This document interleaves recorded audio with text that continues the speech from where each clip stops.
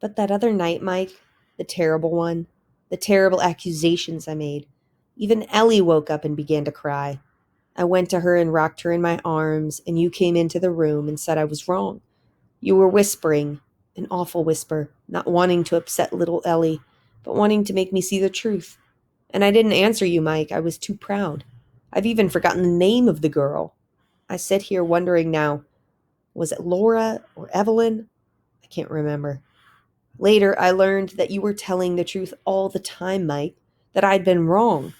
Her eyes were brighter than ever as she looked at me now, but tear bright, the tears gathering. It was never the same after that night, was it, Mike? The glitter was gone. From you. From us.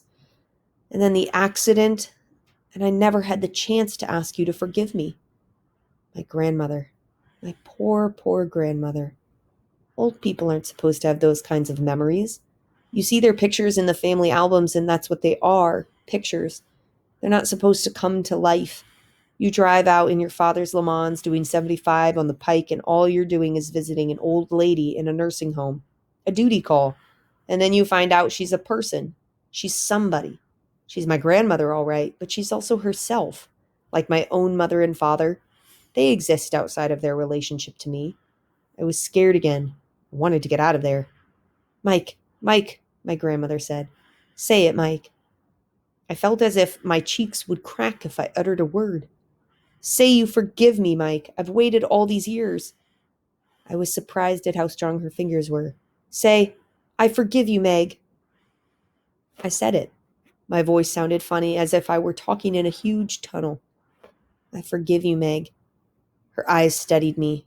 Her hands pressed mine. For the first time in my life, I saw love at work. Not movie love. Not Cindy's sparkling eyes when I tell her that we're going to the beach on a Sunday afternoon.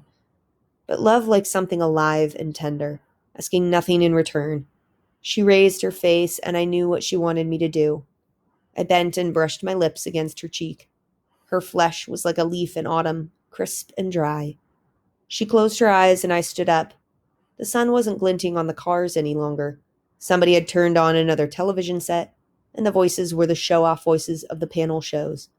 At the same time, you could still hear the soap opera dialogue on the other television set. I waited a while. She seemed to be sleeping, her breathing serene and regular. I buttoned my raincoat. Suddenly she opened her eyes again and looked at me. Her eyes were still bright, but they merely stared at me. Without recognition or curiosity. Empty eyes. I smiled at her, but she didn't smile back. She made a kind of moaning sound and turned away on the bed, pulling the blankets around her. I counted to 25, and then to 50, and did it all over again. I cleared my throat and coughed tentatively. She didn't move. She didn't respond. I wanted to say, Nana, it's me. But I didn't. I thought of saying, Meg, it's me. But I couldn't. Finally, I left. Just like that. I didn't say goodbye or anything. I stalked through the corridors, looking neither to the right nor the left, not caring whether the wild old man with the wheelchair ran me down or not. On the Southwest Turnpike, I did 75. No, 80 most of the way. I turned the radio up as loud as I could. Rock music, anything to fill the air.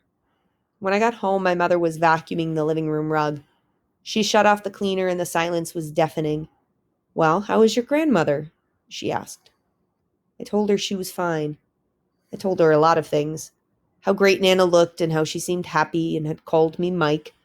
I wanted to ask her, Hey, Mom, you and Dad really love each other, don't you? I mean, there's nothing to forgive between you, is there? But I didn't. Instead, I went upstairs and took out the electric razor Annie had given me for Christmas and shaved off my mustache.